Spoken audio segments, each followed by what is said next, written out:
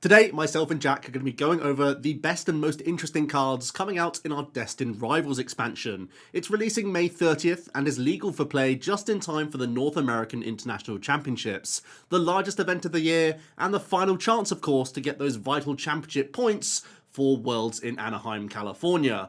So naturally, it's a set and a video, most importantly, that you're going to want to keep an eye on. We'll be looking at every trainer card, every EX Pokemon, loads of interesting one-prize Pokemon, and most importantly, we'll be giving our 5-star rating on each of these cards so you know exactly what to be hunting for when the set comes out on May the 30th. We will also be showing off what you guys think with our community ratings for each card in the set. So without further ado, let's jump straight into it. First off, we have Energy Recycler. This is a reprint. You simply shuffle 5 basic energy from your discard pile into your deck. Now, unfortunately, there's stiff competition for this card. We already have Night Stretcher, Super Rod for some flexibility that can get both Pokemon and energy. And then also we have Superior and regular energy retrieval that can also bring energy directly to the hand. So there's only really a handful of niches that I can even see this card being a consideration because its lack of flexibility and lack of immediate access to those kind of put it behind the other options we have in the game right now. It's really only abilities that want to accelerate directly from the deck where the Recycler would be a consideration card, and even then it's versus Super Rod. But things like the new Mega EX and the new Marnie's Grimmsnarl EX have the potential to pull a lot of energy out of the deck, so there's a possibility that the Recycler makes it into those archetypes as a one-of at the very best, but ultimately not too impressive. Similarly, we get the Sacred Ash reprint as well, allowing us to shuffle 5 Pokemon from your discard pile into your deck. Just as I said with the Recycler, we lose that flexibility that we gain from something like a Super Rod and the immediacy of a Night Stretcher, so once again the applications of this card only really will be highlighted in those archetypes that want to have a huge amount of Pokemon recovery. Possibly something like a Slowking deck, which naturally discards its own Pokemon, could look towards this card. Any archetype that likes to use the Max Rod A-Spec right now, Slowking's one of them. Also the Ethan's Magcargo archetype, we've tried a Max Rod A-Spec in there. There's a possibility for Sacred Ash to shine, even if it is just a one-off inclusion. On to our first Team Rockets card, and we start off with the Intruder Robot. This item card allows us to choose one of your opponent's face-down prize cards and a random card in their hand. Your opponent reveals them, and you have them switch those revealed cards.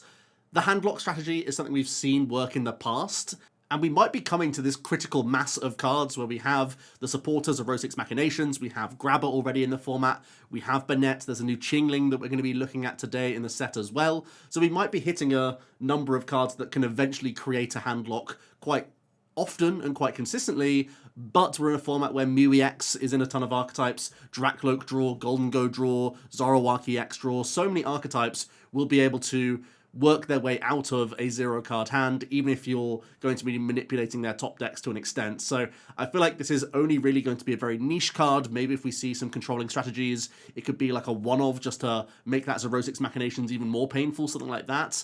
But I don't really foresee a full-on hand-locking strategy working in the current metagame, just on the amount of abilities that can draw cards and get those opponents out of trouble without having to specifically tech for this archetype. Team Rocket's Venture Bomb is another new item card that states flip a coin. If heads, put 2 counters on one of your opponent's Pokemon. If tails, put 2 counters on your active Pokemon. This is a coin flip card, and comparing it to the likes of Crushing Hammer and Pokemon Catcher, the outcome isn't that powerful. Only buffing your damage output by 2 isn't insane when we already have a bunch of tool cards that can help us get there, but the good thing to bear in mind is that this coin flip is essentially able to be manipulated to always a good outcome, as long as you can incorporate Monkey Dory into your own strategy. We know that Monkey Dory is already running rampant in a ton of archetypes, and that's even in archetypes that can't self-damage. So if you're not playing Guard of Life, you're not playing Frostlass, you're normally reliant on your opponent to damage your stuff to take advantage of your Monkey Dory Adrenabrain within your deck list. So having Venture Bombs within your list, either you flip heads and you can put the counters where you want anyway, or you flip tails and you immediately heal that damage off and fling it via your Monkey Dory regardless. So there could be some archetypes, for example Dragapult or Archaladon specifically, which already has great energy acceleration. They could look to have some Venture Bombs within their deck list to augment their damage output and make it much more dangerous. In Japan so far, Archaladon specifically has really taken this on in like a 3 or 4 count within its deck list, and then adds those Monkey Dory. Because you already have energy acceleration via your Archaladon EX, you can manually power up your attackers, and then spend your turn attachments on Monkey Dory quite easily, and suddenly now you can have manipulation of damage against the Gardevoir players throwing back those damage counters against Dragapult specifically, but also the Venture Bomb pushes that 220 damage output importantly into that 240 range, so you have a better time into Raging Bolt, which was a tricky matchup. It gives you inherent answers to Pikachu EX, as well as higher hit point EX Pokemon like Iron Hands as well. So a big deal for Venture Bomb to come out for Archaludon, but it could see play in a handful of other archetypes, as long as they can weave in Monkey Dory and make that coin flip essentially irrelevant. There's a gym promo coming out called TM Machine, where you can search your deck for 3 tools with Technical Machine in their name, reveal them and put them into your hand, then shuffle your deck. Clearly not a great card. We already have the Arven engine if ever we are reliant on any of these specific TMs, and the fact that you can grab 3 of them doesn't really help out too much in one go, because you can only attach 1 to your active and utilize 1 of them anyway. So it's only really random decks, like for example the Chuck Garbodor can have a bit more search now for multiple tools to increase your damage output. Of course we also have the Treasure Tracker A-Spec, so if you really want to, you can Arven for the Treasure Tracker, then sort of in the mid game you can be grabbing the TM machines and still have high damage output from this Pokemon. So if you want to try a fun rogue, the TM machine might enable that, where you have leftovers and Snorlax for your general damage output, and then a TM machine with enough of these technical machine tools within your deck can allow Garbodor to be a bit of a beat stick. Definitely a fun meme deck, but nothing too competitive here. We get the MC's Excitement supporter card as well. This one really is woeful. You draw 2. If your opponent has 3 or fewer prize cards remaining, you draw 2 more. At this stage in the game, you'd often prefer an Iono, and of course Iono is stronger in the early game as well, because drawing 2 from your supporter before your opponent's taken a bunch of prize cards is just absolutely woeful, so no chance for this card. And then we come to what might end up being the strongest card in the set, the Team Rocket's Watchtower. Both players' colourless Pokemon have no abilities. This is an absolute game changer. This stadium can shut down all sorts of Pokemon. Squawkabilly EX, Pidgeot EX, Noctowl of course, the Dunsparce, Fanrotom, and even a bunch of utility abilities like Blissey EX, Bouffalont, Hops Dubwool, Blood Moon Ursaluna EX as well. There's just so much that this stadium card covers. I think most notably, Noctowl is really heavily present in our current format. Raging Bolt often plays a 3-3 count, Flareon can often play 4-4, as can Terra Box. And all of these engines are terrified of seeing that Watchtower. It's one of those situations where they have to, on the spot, have a stadium card in their hand. And those decks aren't known for drawing cards, they're just cherry-picking throughout the entire game via the Noctowl, so they can be completely stuck if a Watchtower is unchecked. And because it's only stopping colourless abilities, this actually allows a lot of splashability going on here. If you're not the one utilising Noctowl or these other colourless Pokemon, decks like Gardevoir, Dragapult, Grimmsnarl, they can all add in this tech option to either improve their Ionos or Stamps as a combination, or even more interestingly, if the A-Spec of their deck is Secret Box, they can just have a tech Watchtower and go through the early game Arven, Secret Box, grab the Watchtower, slam it down as soon as you've seen your opponent's fan call out a bunch of Noctowl to their hand, and suddenly they can be completely on the back foot and go from having the ideal sculpted turn by cherry-picking 4 cards out of their deck to having completely nothing going for them. I suppose it's also worth noting that Slacking EX also now has a means of removing its own Born to Slack ability. That does enable this strategy to be a bit more consistent throughout the game, and it's less dependent on the opponent's board state. You don't have to have their EXs stuck around on the board, so you can just cleanly knock those out with ease and not have a headache of them having completely single prize board states. The one thing that is worth noting is that Slacking is also terrified of this stadium because it will often utilize Fanrotom to get into its Pidgeot on Slacking and all of that stuff. So it's a strange trade-off where it's a benefit for you from an attacking standpoint, but a concern that other archetypes might put it down against you, and then you can have a harder time setting up. Regardless of Slacking, the applications of this card are absolutely absurd, and I think we're going to be seeing all sorts of this, especially if the Noctowl engine remains prominent in the game. We've already heard about some of them, but the biggest introduction to the format with Destined Rivals is the Team Rocket's engine. There's a great collection of trainer cards that only work with Team Rocket's Pokemon and other Team Rocket trainers. The first card we're going to be taking a look at in this engine is the Team Rocket's Receiver. This is a brand new item card that we're rating 4 stars, and it's basically the backbone of the Rocket engine. Most Team Rocket decks are quite likely to play 4 of these, as the strength of the deck is the powerful supporters they get to play. And Team Rocket's Receiver means that you can search for the specific supporter you need each turn on the specific turn that you need it. Similarly to decks that play Poker Gear, you also get to cut out some of the supporter cards that you play, because you get to play this card that lets you search for supporters whenever you need them. It means that Receiver doesn't really take up any extra deck space, it's just the cuts that you make to your supporter count to put in 4 Rocket's Receiver, and essentially you have +4 outs to every Rocket supporter in your deck. Also similar to Pokegear, it's useful both early game and late game. In the early game, it means that you can find your specific supporters like Proton, which I'll get onto in a moment, but it also gives you extra outs in the late game to be able to find more supporters after your opponent's used Iono or something like that to lower your hand size. Whilst this is going to be a 4 of in a lot of Rocket's Engine decks, we're still only rating it a 4-star, primarily because the results haven't come from the Rocket Engine so far.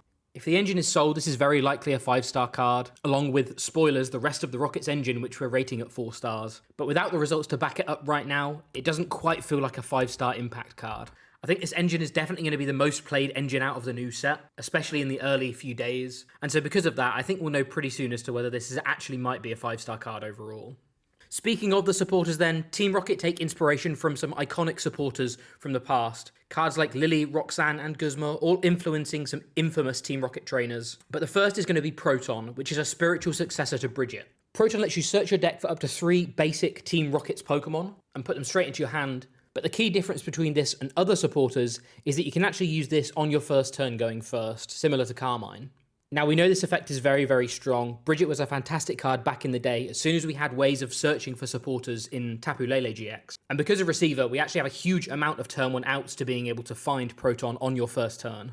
This means that many Rocket decks are going to actually want to go first, which is really good in the meta at the moment because there's plenty of decks that like going second, particularly the Arven TM Evo engines. It kind of means that everyone gets to do what they want, everyone gets to choose whether they go first or second, and if you're playing a Rocket deck, it's going to mean that you're able to go first and try and find Proton to be able to hopefully build quite a wide board. I think Proton is most likely going to be used in decks that like to go wide with Rocket's Mons, primarily Mewtwo Spidops. That's kind of the big archetype from this set, or the archetype that the Rocket's engine tries to push, with Mewtwo's ability meaning that you have to have lots of Team Rocket's Pokemon on your board. Proton is kind of the go-to turn 1 to get as many Spidops down as possible, plus some Mewtwo's, so that you can then just find the additional basics on the following turns. Similarly, decks like the Team Rocket's Crobat deck, Team Rocket's Weezing, all of these different Rocket archetypes, I think are really going to benefit from being able to play Proton in the early turns. However, the other good thing for decks that play Proton is that you're able to find key tech cards for specific matchups when playing a Rocket engine. Things like Team Rocket's Mimikyu, Team Rocket's Articuno, Team Rocket's Wobbuffet. It makes all of them much easier to find. And in Articuno's case, you want to get this down as early as possible in certain specific matchups, so you can grab it from turn 1, even going first with Proton. Proton is also kind of still live in the late game as well, but more than anything, it potentially becomes an easy card to discard or thin after you've played it on turn 1, which can make Ultra Balls, Earthen Vessels, even ace specs like Secret Box far less painful. Again, similar to the Receiver, the whole Rocket's engine feels like a 4-star engine right now. Until we know whether it's able to be broken and starts putting up some results in some major tournaments, we're slightly skeptical on it being a 5-star engine right now. Next up we have Team Rocket's Ariana, which is a slightly worse version of Lily on the surface, but if you're playing it in a deck with only Rocket's Pokemon, it's always a draw 8, which was basically the best case scenario for Lily. Team Rocket's Ariana says that you draw until you have 5 cards in your hand, but if your board contains only Team Rocket's Pokemon, you draw until you have 8 instead. Because of this is why we see the majority of decks that play this Team Rocket's engine only playing Rocket Mons. They have to sacrifice things like Pheasantipity EX, they have to sacrifice tech Pokemon like Lily's Clefairy, but that's because the upside of using Ariana to draw up to 8 is just too much to miss out on. Because this draw effect is a refill rather than just raw drawing cards, you're going to want to play lots of insta-play cards in your deck and lots of discard cards to thin the hand down. Again, things like Secret Box, Ultra Ball, Earthen Vessel, all of these cards that can discard cards from your hand, that means you can draw more with Ariana. Ariana is also going to be the primary way you find Team Rocket's energy in the decks that play it. There's no super clean way of finding Rocket's energy, so most of the time you just have to draw into it, but that alone can make it worth being a 4 of in the decks that play Team Rocket's energy.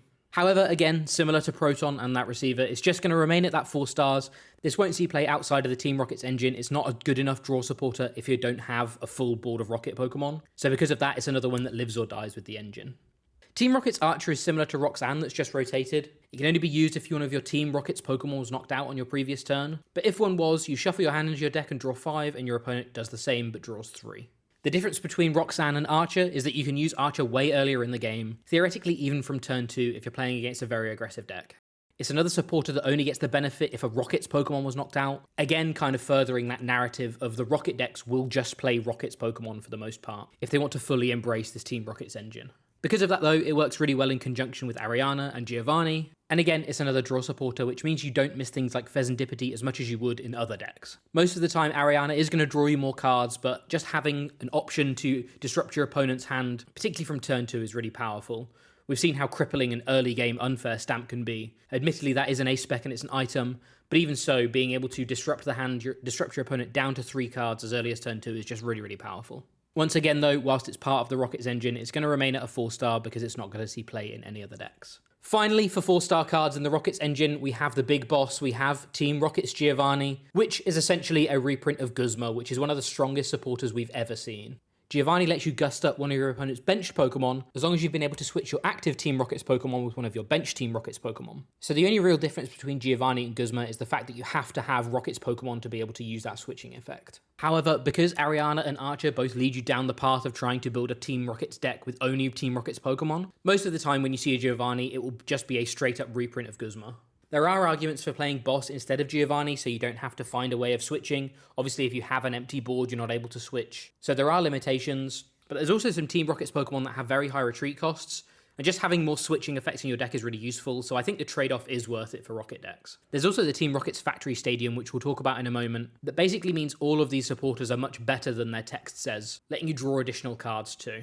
Because Giovanni has the gusting and switching in one, it does mean that we can potentially save some space on switching cards to be able to move some high retreat Pokemon. Things like Mewtwo, things like Arbok, all of these things that you'd normally have to attach to energy to retreat, potentially even wasting a Team Rocket's energy to be able to move. Giovanni helps us deal with that situation. It's actually a really good card for that Arbok I just mentioned because it'll often be paired with Crobat jumping back into the hand, Arbok going into the active spot to try and disrupt your opponent, but then needing to move out of the way on the following turn to be able to attack with Crobat again. Realistically, Giovanni is probably the best supporter out of all of these so far, and I think the closest to a 5-star, but once again, since it won't see any play in any decks that aren't playing a lot of Team Rocket's Pokemon, it's another one that just lives or dies with the rest of the engine, and could be a hit, but we haven't seen the results yet. Team Rocket's Petrol is actually the only Rocket supporter that isn't directly tied to the Team Rocket's engine, and it's essentially a 1-to-1 reprint of Skylar from back in the day. Skylar was another card that was fantastic when we had ways of searching for supporters, and because of Receiver, it's an easy 1-to-2 in Rocket decks that means you can play some tech cards like Watchtower, or you can find your Ace Spec easily. Basically, just playing one Petrol means that you have 5 outs to being able to find some very, very powerful trainer cards in your deck. However, outside of Rocket's engines, the format is very different from when we last had Skylar, and Petrol is much worse without a universal way of finding one-off supporters, because I think the format's just too slow to play a high amount of Petrol in your deck. Yes, we have things like Tatsugiri, but most of the time, on the turns you want Petrol, you want to be able to find it reliably, which means playing it as a one-off doesn't really work well with the Tatsugiri engine. Because of that, we've ended up rating it as a 3. It works best in the Rockets engine with Receiver, but because it's not necessary, it doesn't always make it into that deck. And yes, it can be in other decks, but it's considerably worse without Receiver, so I don't think it's going to be high impact. It's a really weird one where it's a supporter that's much more universal, but much lower impact. And because of that, I actually think it ends up lower in our rating system compared to the Rockets engine, rather than equal to or higher than it. Team Rocket's Factory is a fantastic stadium card that any deck that plays a high count of Team Rocket supporters will want to play. This stadium lets you draw 2 cards at any point during your turn after you've played a Team Rocket supporter, which essentially means that all of the Team Rocket supporters are just better versions of the old cards they were based on, all of which were very powerful in their own right anyway. From our early testing, any game where the Team Rockets deck won the Stadium War felt so much smoother, and because the Stadium can be used at any point after you've used a Team Rocket supporter, it's incredibly flexible as you're able to thin the deck first using any cards that you may have drawn from the supporter, like Ariana or Archer, so you can thin the deck for Pokemon, you can thin the energy, and you can then draw the cards with Rocket's Factory afterwards. I think we could potentially see some Team Rockets decks play up to 3 or 4 of these, just to make sure they do win that Stadium War, but this may depend on how many other decks decide to run counter stadiums in the format. Right now, there isn't really a huge presence of stadium cards in the meta, so you may be able to get away with just a couple of these being played at specific times. And alongside Receiver, it's probably the best card in the engine, and one of the reasons to build a deck around the Team Rocket supporters, outside of them just being very strong in general. But again, as it won't see play outside of Team Rocket's decks, it's another 4-star card alongside the rest of the engine for us. Team Rocket's Great Ball is a ball search card specific for Team Rocket's Pokemon, and similar to Capturing Aroma, a coin flip determines the Pokemon you can search for, with a Heads being an evolution and a Tails being a basic. Rocket's decks already have great basic search in Proton, and even outside of that, we have a huge amount of Pokemon search in the game right now. We have cards like Nest Ball, Buddy Buddy Poffin, Ultra Ball. All of these most of the time will make their way into decks before a coin flip card would. And because it is a coin flip card, it often makes it unreliable for searching out specific targets at the right time. Yes, we did see Lugia often running Capturing Aroma, but that's because it needed to find multiple evolution Pokemon as early as possible to try and discard them. Whereas Rocket decks don't really have the same need, and are happy to just draw into them naturally with the good draw supporters they have most of the time. It may see a little bit of experimentation here and there, and some notable players have played it in high counts in lists, but overall we don't think it's going to be anywhere near close to mandatory for these Team Rocket decks, most of the time not even making the list at all, which leaves it as just a 2-star card. And then the final Team Rockets card we need to talk about before looking at some Team Rockets Pokemon is Team Rockets Energy, a special energy card that can only be attached to Team Rockets Pokemon, but provides them with 2 in any combination of Dark or Psychic type energy at once. Most of the good attackers in the Team Rockets engine are either Psychic type, Dark type, or attack for at least 2 colourless energy, along with some other specific types of energy. And because of that, there's actually a couple of Rockets decks that can take advantage of this energy card.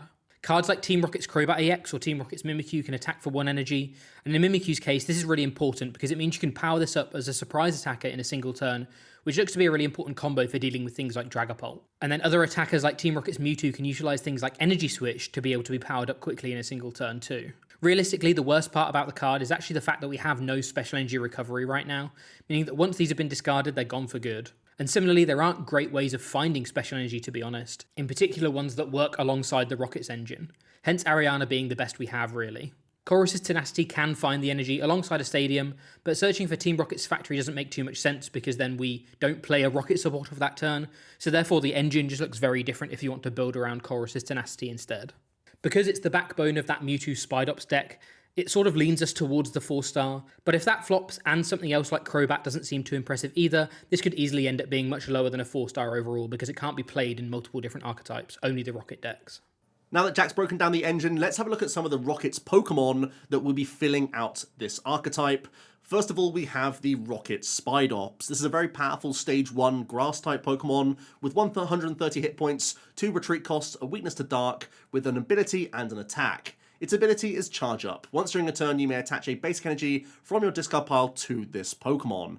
And it has that Rocket Rush attack for a Grass and Colourless, dealing 30 for each of your Team Rockets Pokemon in play. That means with a full board of Rocket Mons, the Rocket Rush can deal 180 damage. That's pretty substantial actually, and don't forget that its Grass typing makes it pretty relevant for Charizard EX, Marnie's Grimmsnarl EX, and Zoroark EX, to name a few.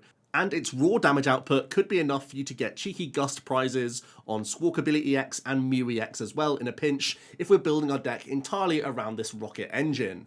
This self-acceleration makes us a really efficient and reusable attacking threat, but is also notable for really chipping in the Rocket's Mewtwo EX deck, as the Mewtwo requires us to discard energy from our benched Pokemon. So Spidops can be a decent single prize attacker when need be, but will oftentimes be found chilling out on the bench, helping Mewtwo reach its maximum damage output.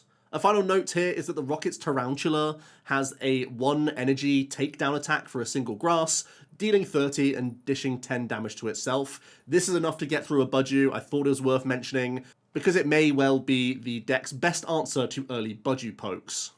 Next up, let's talk about the Rocket's Mewtwo EX. It's a 280 hit point basic Pokemon. It does have Darkness weakness as it's a Psychic type, and it also has a minus 30 resistance to fighting. It has the hefty 3 retreat cost and a pretty awkward ability. Power Saver says this Pokemon can't attack unless you have 4 or more Rockets Pokemon in play.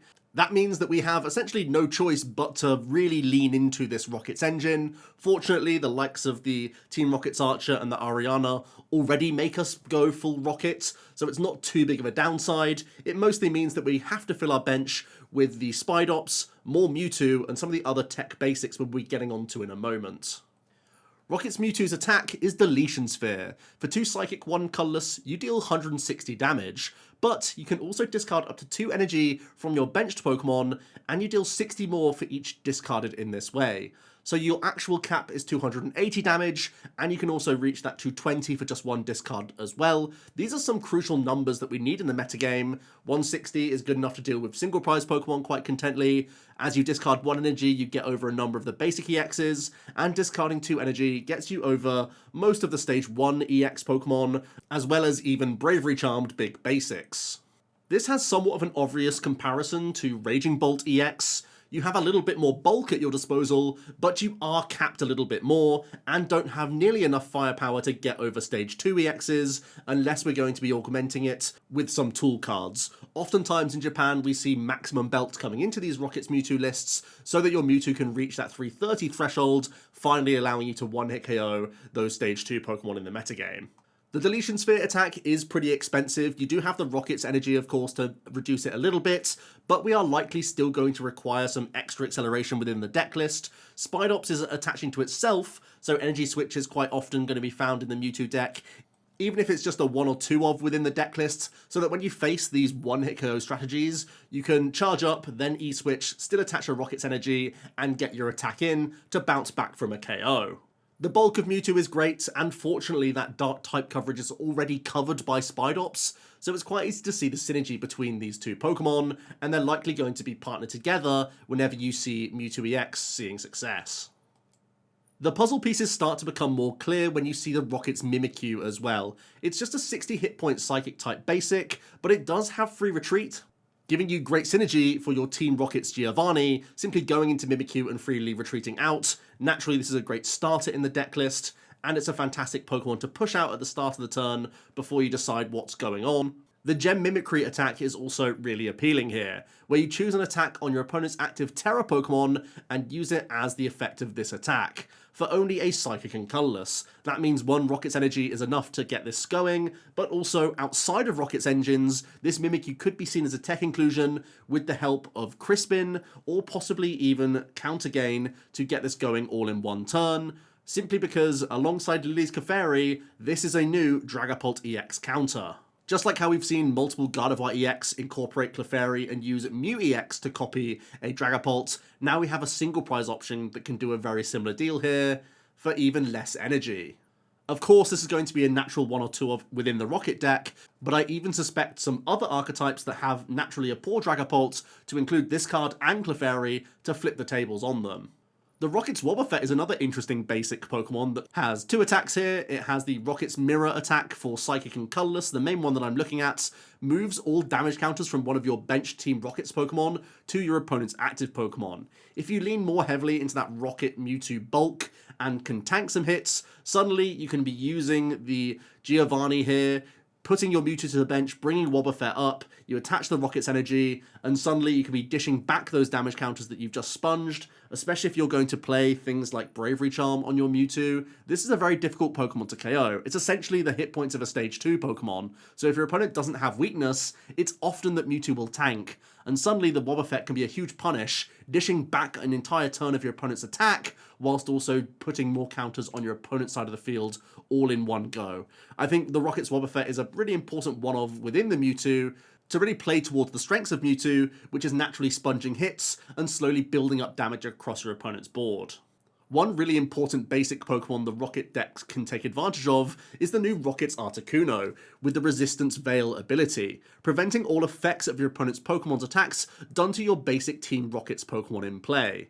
Now that measly 60 hit points on Mimikyu and the 50 on Tarantula are far less vulnerable to early game pressure from a Dragapult EX, and it also safeguards you against trapping strategies from Sob or Corner or these other annoying effects, as long as it's on a basic Pokemon, and at the same time you don't have to fear Monkey Dory confusing your Mewtwo and forcing you into a position of having Giovanni, because it has that huge 3 retreat cost.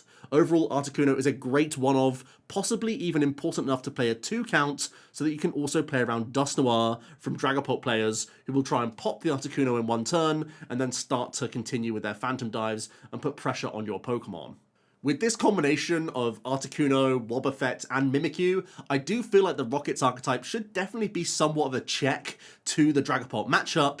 My bigger concern are the other 1-hit KO decks in the game, like Golden Go and Raging Bolt. That's where I think it's going to be a much trickier ask for Mewtwo to be a solid deck in the game. So overall, the Rockets deck, we're not rating that maximum 5-star, despite all the synergy that we have here. We think right now it's a little bit limited in what it can achieve.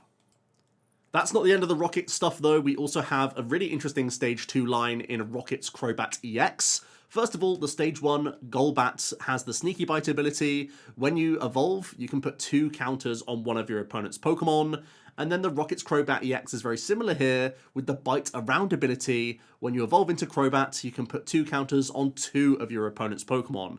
This could be a great way to supplement damage counter placement. As we know, there are a ton of archetypes that already like to fling counters around the board, having supplementary damage output on top of Monkey Dory usage, on top of Phantom Dive, having that extra damage output for something like an Archaladon. All of these are options for the Crobat line simply from its ability alone, because it's such flexible damage counter placement, not only to finish off Pokemon, but also set up multiple in one go for big swing turns. Additionally, the Rocket's Crobat can also chip in as an attacking presence. Its 2 Darkness Energy attack cost, lethal return, does 120, and you can put this Pokemon into your hand, discarding all cards attached. That damage output isn't all that high, but of course we can just use one Rocket's Energy or a Neo Upper Energy to get this going in one turn. And I suppose the biggest selling point is that you can go into a Crobat, take a hit, then lethal return that damage that you've sponged off your board all in one go.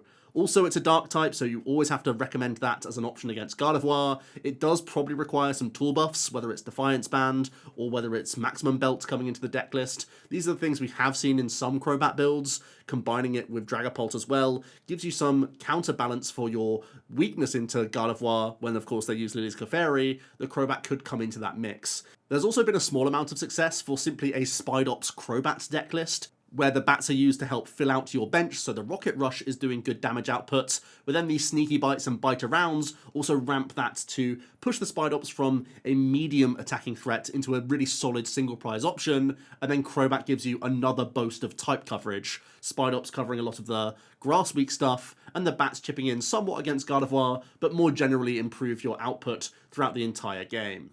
If we are leaning very heavily into these bats, the Rocket Sneasel is probably also worth considering. The Hit the Wound attack for 2 Darkness Energy does 20 to one of your opponent's bench Pokemon for each damage counter already on that Pokemon. Naturally, this is a great way to finish off Pokemon that you've pre-damaged with attacks, but also if you can bite them enough with your abilities, the Sneasel can also take cheeky prizes that way as well.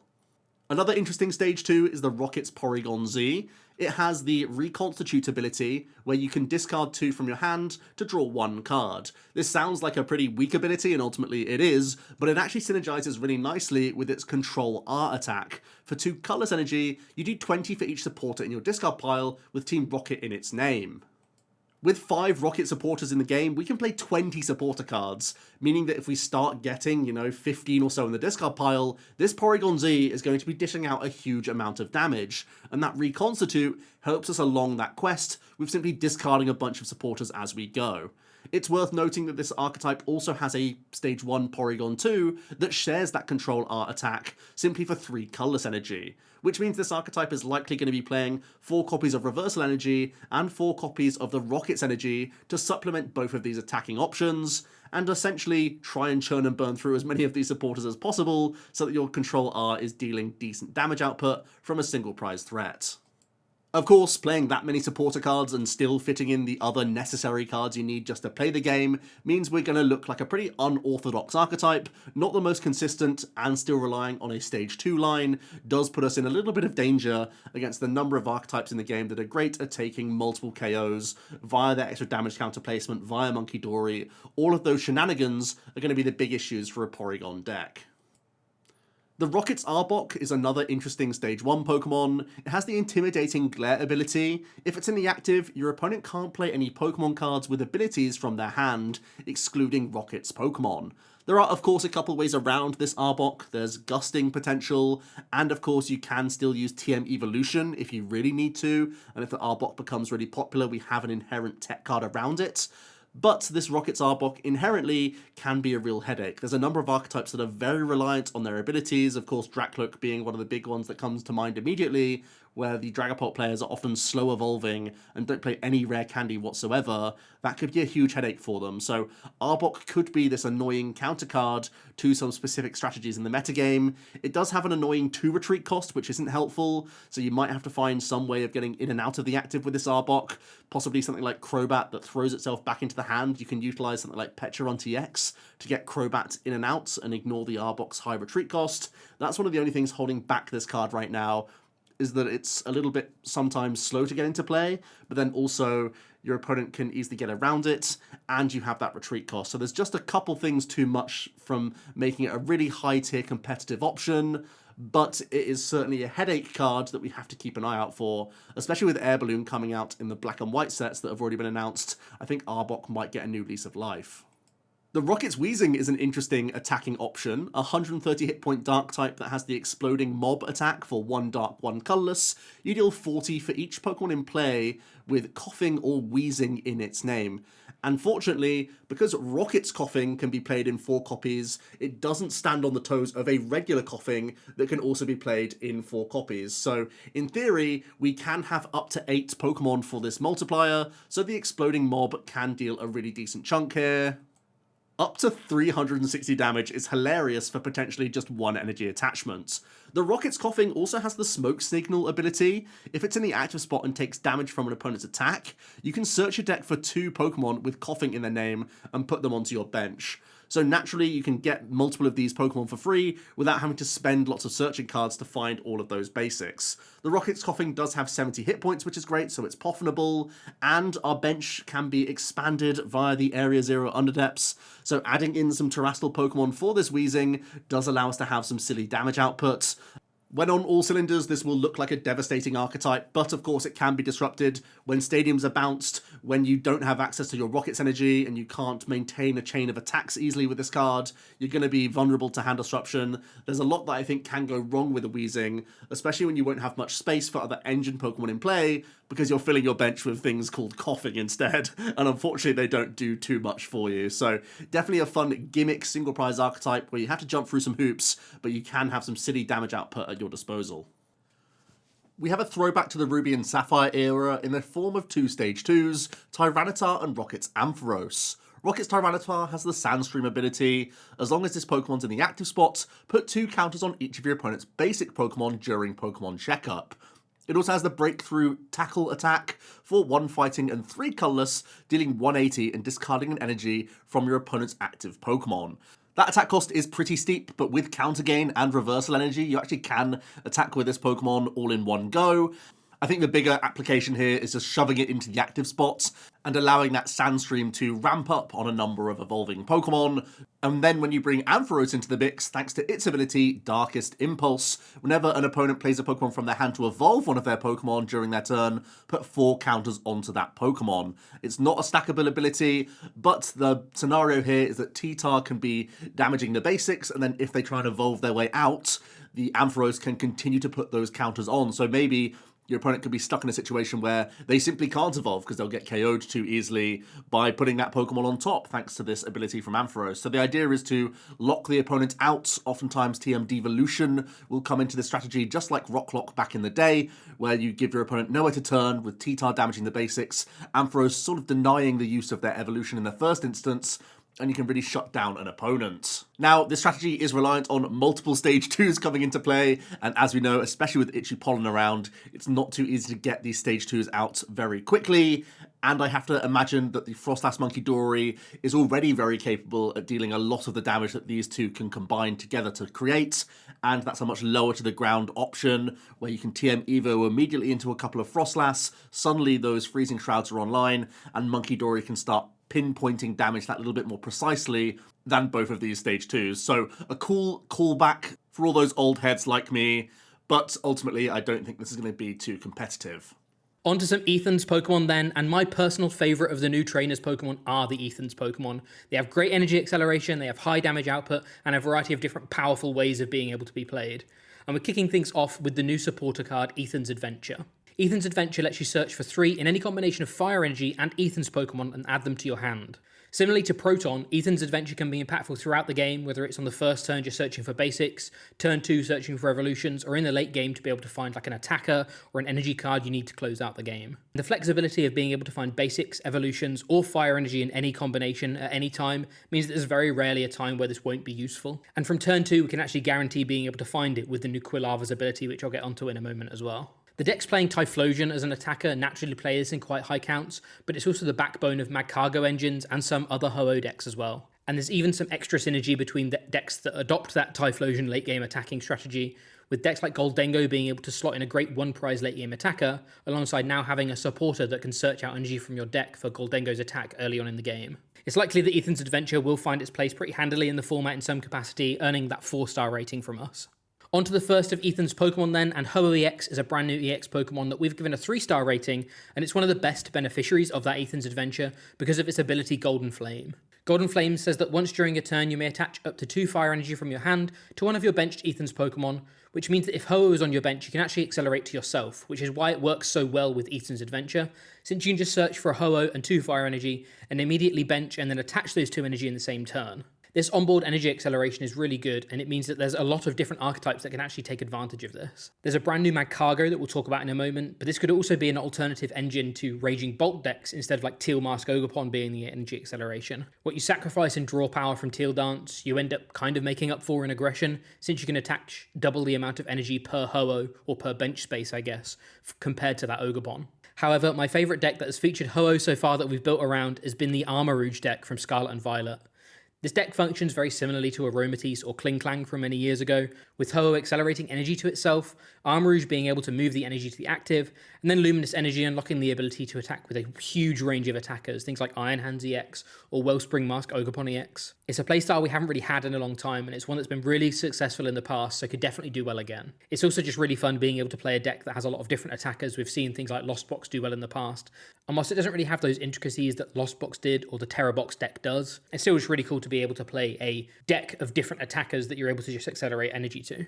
Also, being able to accelerate to itself, if you have 2 Ho-Oh down, you can potentially attack from turn 1 going second, which can be quite powerful. Ho-Oh's attack deals 160 damage and heals 50 damage from each of your benched Pokemon. This isn't hugely impressive for 4 energy, but it is useful to keep in mind against the likes of Dragapult, as this means you can often trade 2 for 2 against them, without them being able to KO additional Pokemon on your board with damage counters that they spread onto the board. However, despite all of this, Ho-Oh looks like it will end up falling into the mid-tier of decks, with Magcargo and Armarouge decks having some decent showing in City Leagues, but nothing overly impressive, and Raging Bolt potentially being worse than the Ocorn build in general. I think this card will definitely see experimentation, but it remains to be seen whether it becomes a staple of the meta. I'm thinking it's going to fall in that mid-tier overall. A card that looks far more impressive in our opinion is the brand new Ethan's Typhlosion line, with both Quilava and Typhlosion having notable cards. I've already touched a little bit on the Quilava's ability, but Adventure Bond allows you to search your deck for an Ethan's Adventure and add it to your hand, which is fantastic for keeping consistent in the mid-game, and it often means your first Ethan's Adventure consists of a couple of Cyndaquil and a Quilava, so you can carry on continuing the chain on the following turn. Ethan's Typhlosion is a massive 170 HP one-prize Pokemon with a fantastic attack in Buddy Blast, dealing 40 damage plus 60 more for each Ethan's Adventure in your discard pile, all for just 1 energy. This is unbelievably efficient, potentially dealing 280 damage for a single energy if all 4 Ethan's Adventure are in the discard, and this damage threshold is good enough for most Stage 1 EXs.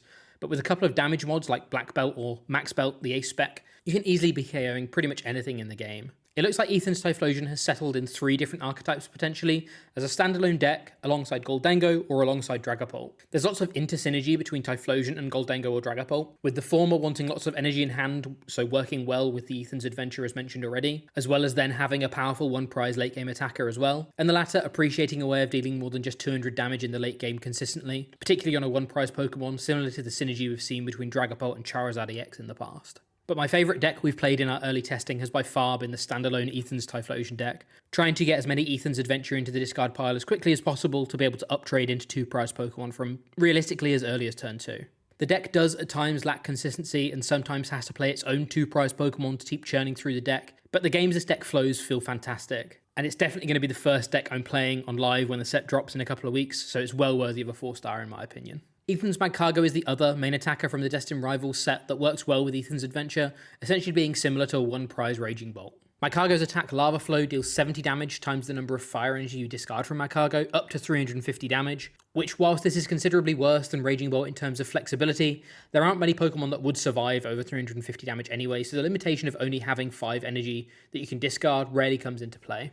And Magcargo also has an ability which means it has free retreat if it doesn't have any energy attached to it, which means that if somehow your Magcargo survives an attack after using Magma Flow, you can then switch this into the next one and start attacking from the following turn as well. Obviously this works really well with Ethan's Ho-Oh, using Ho-Oh's ability to power up your next Magcargo before retreating and attacking with that Magcargo. And the deck also lends itself to like a Dunsparce engine, which is really cool. Since you're going to be using Ethan's Adventure as your supporter a lot of the time, having a draw engine is important, and because you can promote Dunsparce at the start of your turn, you can attach energy using Ho-Oh, use Runaway Draw to draw some more cards, and then promote Magcargo for a KO. It's also worth noting that the Slugma that Magcargo evolves from has an attack that can KO a Budgie with weakness, something that's very important in the current format, though it does have 80 HP, which means Buddy Buddy Poffin can't really be used with this engine, kind of putting an even bigger focus on Ethan's Adventure and Nest Balls for finding the basics. The deck definitely feels less consistent than Raging Bolt, having evolutions instead of basics and forcing energy to be attached to Magcargo.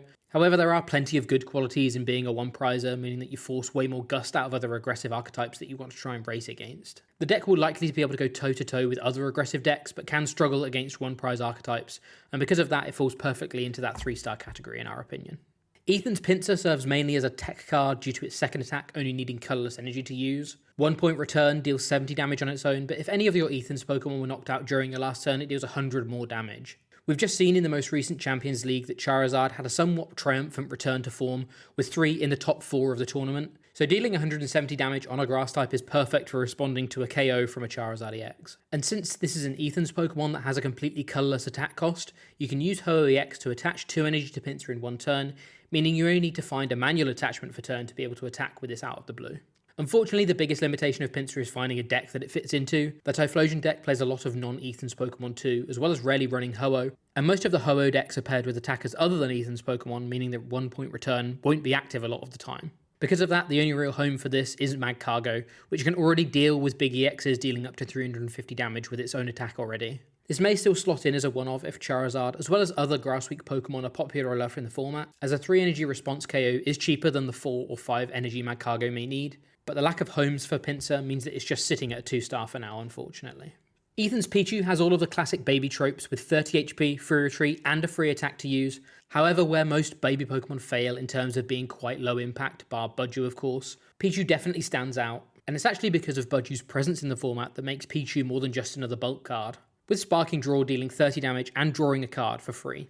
Playing a single Pichu in a world of Budju could be very powerful, as you can search this out alongside Energy to Retreat with Ethan's Adventure and take out an opponent's Budju even through item lock. This obviously won't make it into every deck, and potentially will be in and out based on the presence of Budju in the meta, but it seems like the designers are recognising that dealing 30 damage is quite important right now, and I think Pichu may see enough experimentation for it to be a 2-star card. The only real miss from Ethan's squad is Ethan's Sudowoodo, with it being a 1-star card. Because the effect of copying an attack is not only on a coin flip, but also only able to target the opponent's active Pokemon, there's no real consistency to Sudowoodo, meaning that it won't really see play in any deck, to be honest. Moving on to an archetype that I'm really excited about then, the Marnie's cards. Starting off with Marnie's new stadium, the Spikemuth Gym. Once during each player's turn, that player may search their deck for a Marnie's Pokemon, reveal it and put it into their hand. That player then shuffles their deck. Very strong effect, and a real boast right now in the format for a card that can get around Budju. Many of our current Stage 2 decks in the metagame rely on a number of Brock Scouting or Jacques supporters, which inherently aren't that powerful, simply because they get around the Itchy Pollen.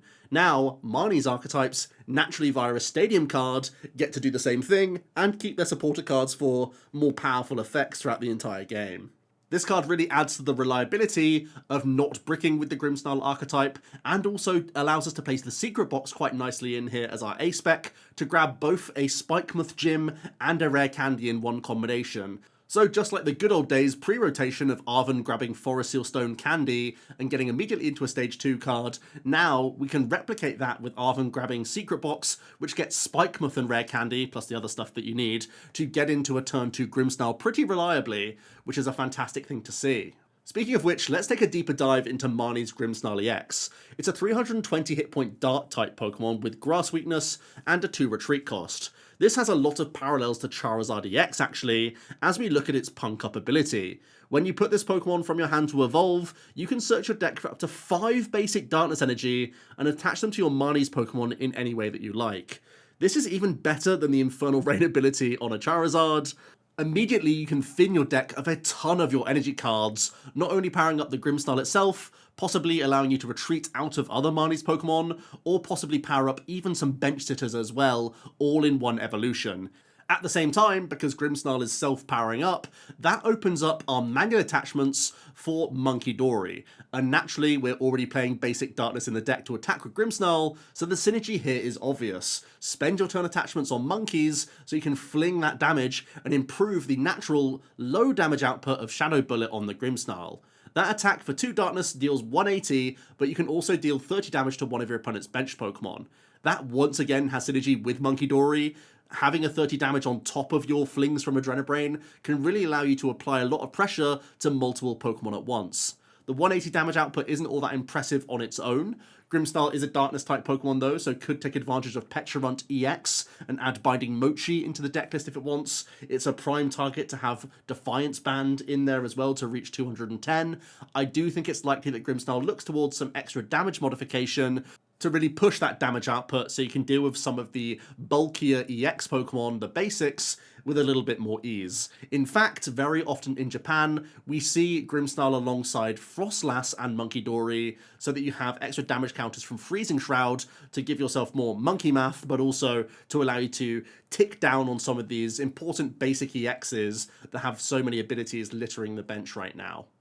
The big selling point of Grimmsnarl is its type coverage, so you can be a really strong check to Gardevoir, and by naturally having so many floating attachments for Munkidori, you become a real challenge for Dragapult. So this is the new Stage 2 Pokemon that challenges the other Stage 2 decks in the game that have previously been running riot over our format, which means Grimmsnarl is going to come out as a really important check to those archetypes and make a name for itself as another strong Stage 2 in our mix. There's also a quick note from Marnie's Morpeko. It's a 70 hit point Dark Basic that has the spiked Wheels attack for 3 colourless energy. You deal 20 plus 40 more for each Darkness energy attached to this Pokemon. It's a free retreater as well, which is worth noting, so it's never a bad thing to have within your deck list per se, because you can always get out of it when you need to, and give yourself a little bit more flexibility. But the good news here is that Punk Up can accelerate this Morpeko all in one go, which actually means we have a Cornerstone Ogerpon EX answer within our deck list if we want to, and this can be a strong enough single prize attacker to get over other single prize Pokemon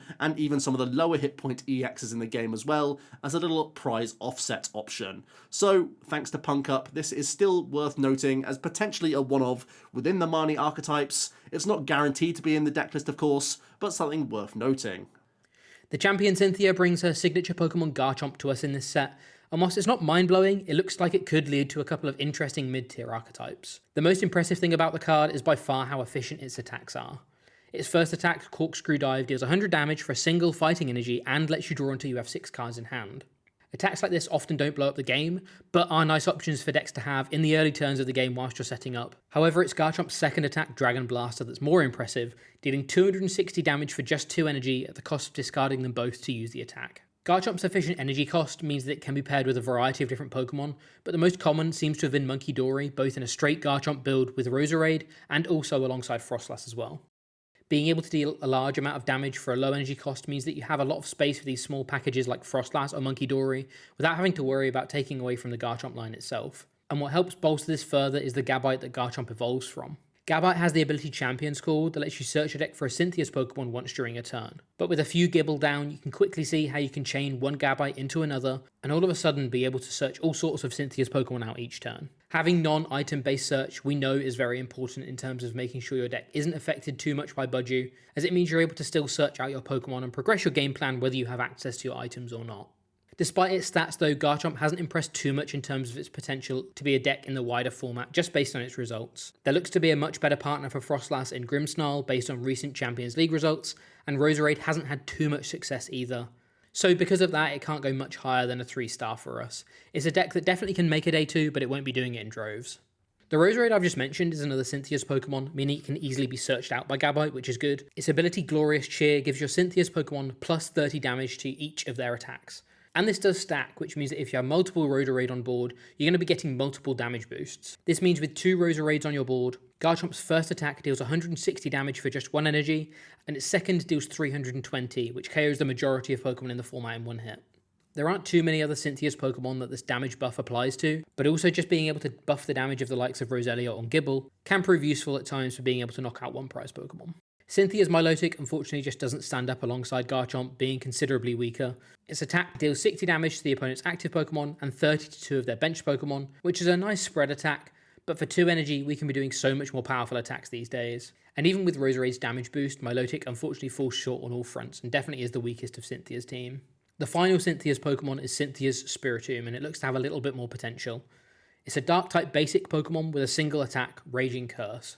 Raging Curse deals 10 damage times the number of damage counters on all of your benched Cynthia's Pokemon, and this is for a single colourless energy too, meaning that you can easily play this alongside Garchomp and punish anyone who doesn't actually KO your Garchomp and leaves you on low HP instead, without having to play other types of energy in your deck if you don't want to.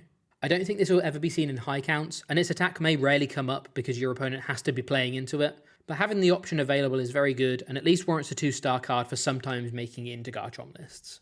Finally, we have a specific Pokemon tool card for Cynthia's Pokemon in Cynthia's Power Weight. This tool card gives the Cynthia's Pokemon it's attached to an additional 70 HP, which is a massive HP boost. And this takes Garchomp all the way up to 400 HP, a number that not many Pokemon can hit in one attack outside of weakness doubling the damage. However, potentially more importantly, this actually protects a lot of your one-prize Pokemon from the likes of Dusknoir being able to KO them with its ability. This makes sure your Roseraids are safe to keep upping your damage, and your Gabite can continue to search out Cynthia's Pokemon safely, and can potentially even be attached to Roserade or Gibble to keep them out of range too.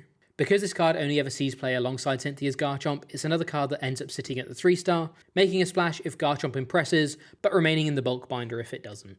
Steven has the Granite Cave Stadium that allows Steven's Pokemon to take 30 less damage from attacks from opponents' Pokemon after applying weakness and resistance. Combine that with the new Steven's Carbink, an 80 hit point Psychic basic that has the Stone Palace ability. As long as this Pokemon's on the bench, each of your Steven's Pokemon take 30 less damage from attacks of opponents' Pokemon, and this is a non-stackable ability. That gives our Steven's Pokemon a lot of tanking potential here. That's fantastic when you see that Steven's Metagross EX has an inherent 340 hit points. With the Granite Cave and Carbink, that's effective 400 to get through in one attack, making this a really chunky Pokemon. Keeping your Metagross EX around will be the priority of this archetype, because it's inherently your means of energy acceleration. The X-Boot ability, once during a turn, allows you to search for a basic Psychic and basic Metal, and attach them to your Psychic or Metal Pokemon in any way that you like, means it's a really decent acceleration option. It can accelerate to itself for a Metal Stomp attack for Metal and 2 Colourless for 200 vanilla damage output. Not ideal, but when you can accelerate this and the bulk you have behind this Pokemon, it's not too shabby. I think some of the more interesting options within the deck could be Lily's Clefairy as a Psychic-type attacker to have a boast into Dragapult, possibly the likes of Iron Valiant EX, or Hops Zacian could all be interesting includes to a Metagross option, just to help with their high energy attack costs. We haven't seen too much from this archetype as of yet, but that acceleration has been really appealing in the past. We know that Vikavolt was a really powerful archetype for a long time. It may be a case where we're simply lying in wait for more Psychic or Metal Pokemon to come out to really see the full capacity of this card. Definitely one that I have lying in wait for a different metagame perhaps, or when we have some additional attacking options that we can accelerate to. Unfortunately, Misty's cards aren't quite as impressive as some of the other trainers in the set either. Misty's Gyarados is the build-around with its splashing panic attack, discarding the top 7 cards of your deck, and dealing 70 damage times the number of Misty's Pokemon you discard.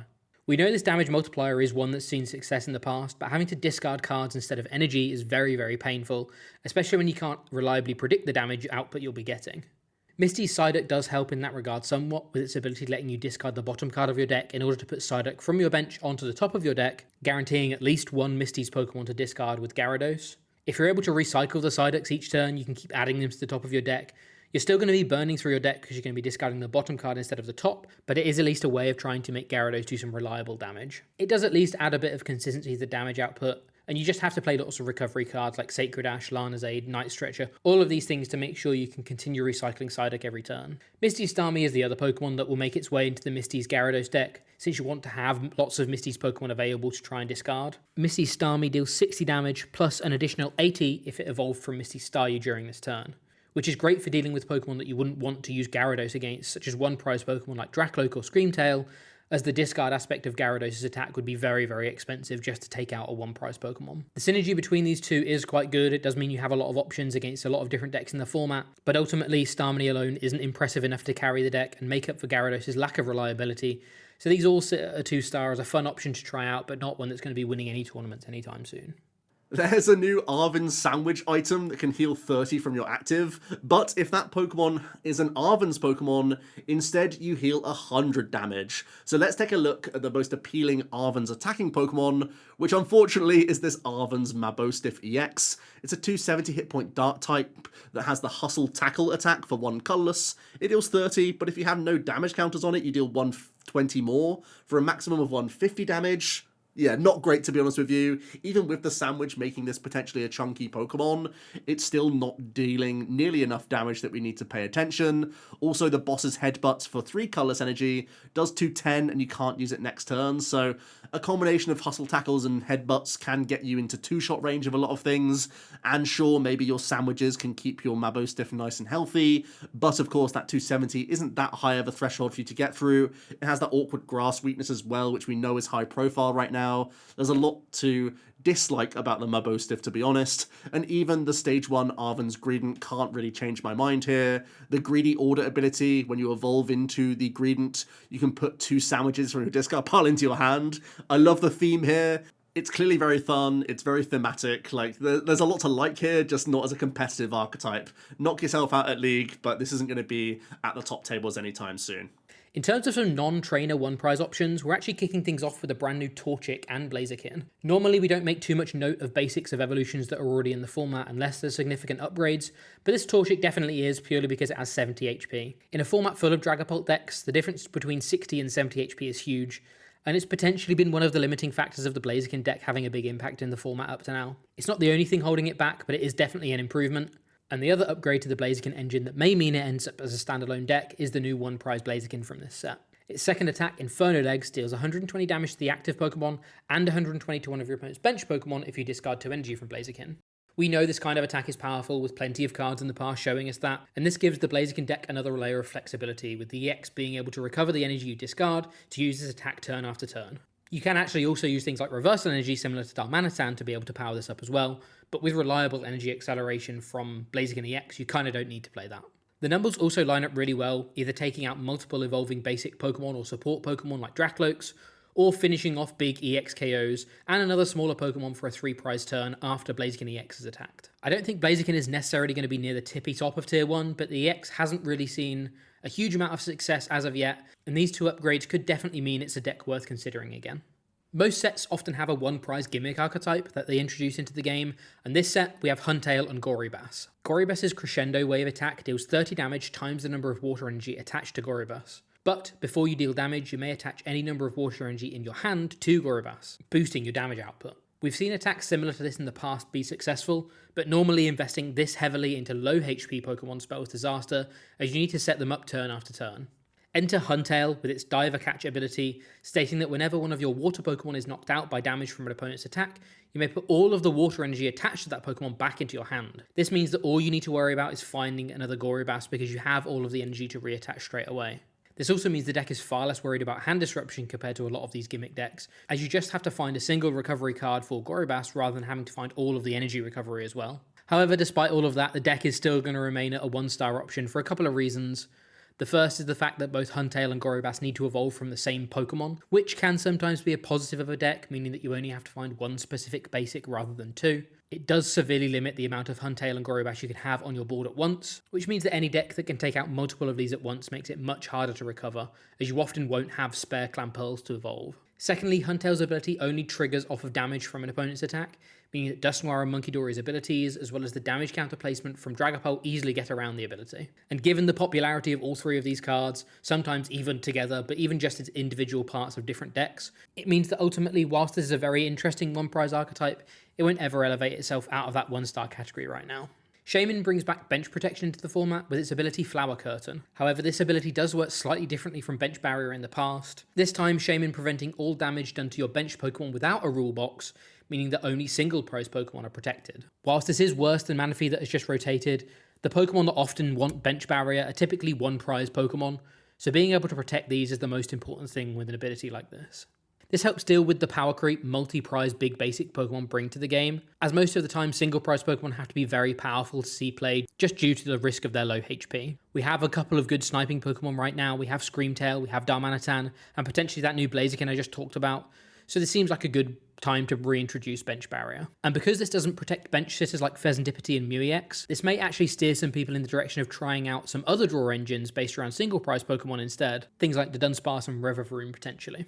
The only negative of Shaymin is that unlike Manaphy, it can't be found with Buddy Buddy Poffin as it has 80 HP. This means that any deck running Shaymin may have to play some additional Nest Balls alongside Poffins if they want to protect their 70 HP basics. But regardless, Shaymin is bound to have high impact in decks, And whilst it won't be in everything and it won't be in high counts in the decks it is in, it's an effect that definitely warrants a 4-star rating. The brand new Crustle from this set has a very familiar ability too. Boulder Guard prevents all damage being done to Crustle by attacks from EX Pokemon. This type of ability is always worth taking note of, and we've already seen cards like Mimikyu see play recently, and most early Japanese lists have actually played this alongside Yanmega EX, which we'll talk about in a moment, as an additional hurdle for decks to have to get over and an alternative win condition against anyone not respecting safeguard abilities. It's also worth noting that Dwebble has Ascension, meaning that on your first turn going second, you can end your turn with a Crustle in play, giving your opponent no opportunity to try and take advantage of a Pokemon without that ability. However, despite this, since it's still an evolution Pokemon and there is an awareness of walls in the format right now, Crustle has to stay at that 2-star for us, as there's likely better options for the majority of decks, things like Mimikyu, Cornerstone Ogerpon, Milotic, and even Farigiraf. And finally, for one prize Pokemon, we have Rapidash with its Hurried Gate ability. Hurried Gate is simple and just lets you draw a card once per turn, which, whilst this is a simple ability, Pokemon that draw cards need to be considered, but unfortunately right now we actually have a huge amount of different draw options in the format, and there's definitely plenty of better ones than just drawing one additional card per turn. Cards like the Dunsparce, Zoroark EX, Pheasantipity EX, these will all be chosen as draw engines instead of a flat draw one, and other engines like Noctowl also being preferable for certain decks means that Rapidash doesn't really have much going for it. If it had an interesting attack, there would be much more potential, but without that, it's unfortunately just a 1-star card overall, despite being a draw Pokemon. There are also some non-trainers EXs in the set. First of all, a Stage 1 Yanmega EX. It's a 280 hit point grass type with the ability Buzz Boost. Once during a turn, when this Pokemon moves from your bench to your active, you can search your deck for 3 grass energy and attach them to this Pokemon. That's a massive heap of self-acceleration, allowing the Jet Cyclone for 3 grass and 1 colourless to be a very efficient option. You deal 210 damage, and you move 3 energy from this Pokemon to one of your benched Pokemon. So suddenly, Yanmega's doing a real decent burst of damage output, and let's not forget that grass typing is still relevant in the metagame, with Zoroark, with Grimmsnarl, with Charizard roaming around the meta, and 210 already being able to deal with some basic EXs quite comfortably. You can take some prizes, and then move energy off the Yanmega to start powering up some more awkward to accelerate Pokemon. I'm thinking the likes of Regigigas or Iron Hands could chill out on the bench, possibly even Pikachu, because you don't have to move a grass energy, you can move your colourless energy cost, so if you manually attached a lightning or metal, that can also work towards a Pikachu EX. In a similar way that we see something like a Joltik box try and ramp up a bunch of energy onto a Pikachu, knowing it's a fairly safe bench sitter thanks to its own ability. Yanmega's a strange card because it requires far too many of your slots to be dedicated towards it to be somewhat of a tech. We really have to build around this card quite substantially, with lots of switching outs, with a huge amount of grass energy, probably some reload as well, either from Energy Recycler or from Super Rod, so that we can make the most out of that Buzz Boost. So I'm quite interested in Yanmega, to be honest. There are a lot of strengths here, self-acceleration, being able to move those energy onto more relevant Pokemon for all sorts of matchups means we can create an interesting sort of bug box where Yanmega pulls the energy out and then you move them around to have more frustrating threats. The one concern would be that when you take the energy off the Yanmega, your opponent can easily gust up the thing you've moved the energy onto, then you're capped at another 210 damage Jet Cyclone, and as we know, into some of these other matchups, that's just not quite going to cut it. Onto a really interesting EX, the Satitan. It's a 300 hit point stage 1 water type with the Snow Cover ability. This one is crazy. Whenever your opponent plays an item or support a card from their hand, prevent all effects of that card done to this Pokemon. So it's a spiritual reprint of Primal Groudon, which back in the day was a very successful archetype, where you would simply throw lots of single prizes into the active while you slowly build the Groudon. And I think we can try and recreate that with Satitan here. With the use of multiple Klefki and Mimikyu, I feel like we could throw those into the active, try and buy ourselves some time while we build towards the expensive Crush Press attack. For 3 water and 1 colourless, we deal 140. You can discard a Stadium in play. If you do, this does 140 more damage. 280 is definitely a pretty reasonable threshold. You don't quite reach on all of those Stage 2 EXs, but this is still doing a really good chunk, and at the very least sets you up in range for the likes of a Black Belt to still KO the majority of the Stage 2s. In terms of getting this Crush Press going, rather than attaching 4 times to it, I do feel like the Turbo Energize is going to be one of the more important tool cards, and tool cards are already going to be important on Titan because we can use the likes of Heavy Baton on our first EX, then allowing us to power up the second one after inevitably the first Titan goes down.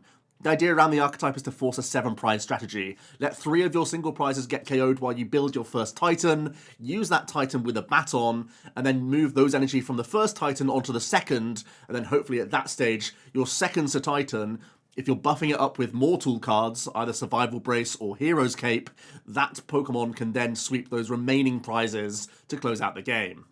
Even though this Pokemon can't be brought up from the bench by the likes of Boss's Orders, we have so much damage manipulation in the format right now. Lots of spread-style attackers like Screamtail. Dragapult, of course, has that Phantom Dive that can constantly put pressure on the Titan. So we really need to have a lot of healing in the deck as well if we're really going to get anywhere with this card.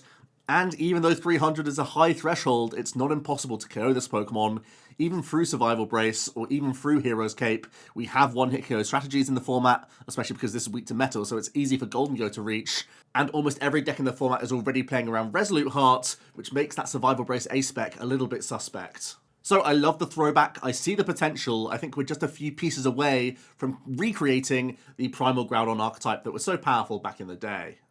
And then to wrap things up, as ever, we get a huge chunk of non-playable bulk EXs as well. These are the ones you really don't want to be pulling in your booster packs. All of these are inconsistent or gimmicky, or are simply inferior to other options that we currently have in the format for what they're trying to achieve.